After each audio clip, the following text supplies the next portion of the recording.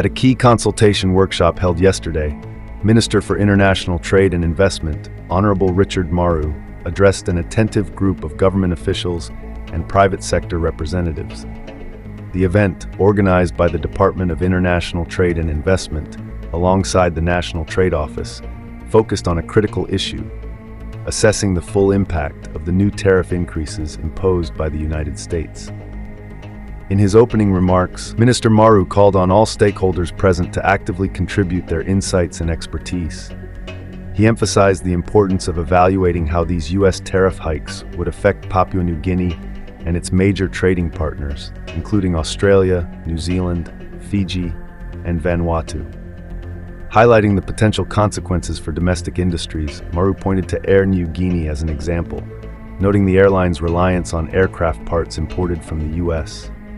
He also questioned PNG's dependence on the U.S. as a coffee export market, suggesting that alternative destinations like Japan and New Zealand could offer new opportunities.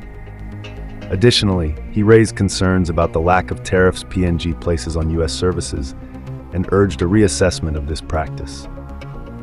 Maru stressed the need to examine the broader picture of PNG's trade relationship with the U.S., including the Access U.S. Fishing companies have to PNG's exclusive economic zone under existing bilateral agreements. This is the right time to evaluate everything, he stated firmly. No stones should be left unturned. He then turned a critical eye toward the motives behind the U.S. policy changes, referencing President Donald Trump's claim that the tariff increases are meant to make America great again. Maru expressed skepticism, suggesting that some believe it might be a tactic to trigger a stock market dip, enabling certain investors to buy shares cheaply. Only time will reveal whether this move is about long-term economic growth or serves a more personal agenda, he remarked. Maru didn't shy away from addressing the global implications either. He condemned the U.S. for undermining the rules-based multilateral trading system governed by the World Trade Organization, a system of which PNG is a committed member. He warned that the world may eventually have to choose whether to continue including the U.S. in the WTO framework or move forward without it. Before concluding, the minister urged participants to review PNG's own tariff structures and discuss how the government could better support key sectors, particularly manufacturing.